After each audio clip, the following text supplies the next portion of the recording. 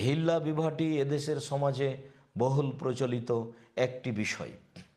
মানুষ রাগ করে এক বৈঠকে 3 তালাক দিয়ে দিয়ে ভুল বুঝতে পারছে এখন বউ কিভাবে ফেরত পাবে। হিল্লা বিবাহের পদ্ধতি অবলম্বন করছে। কারোর সাথে এক রাতের জন্য বিবাহ দিয়ে দিচ্ছে, সেখানে সে রাত যাপন করার পরে সকালে তাকে তালাক দিয়ে দিচ্ছে, তারপরে এই লোকটি আবার সেই স্ত্রীকে বিবাহ করে নিচ্ছে। এ হচ্ছে হিল্লা বিবাহ।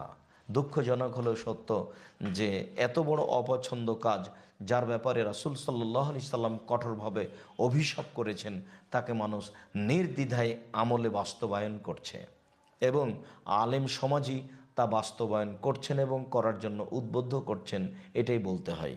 সম্মানিত দর্শক মণ্ডলী, আমরা হিল্লা বিবাহকে হারাম, নাজায়েজ বলি এবং এই বিবাহ একটা অভিশাপের মাধ্যম। যারা করছে, যারা করিয়ে নিচ্ছে, উভয়ই অভিশপ্ত। এমন নাজায়েজ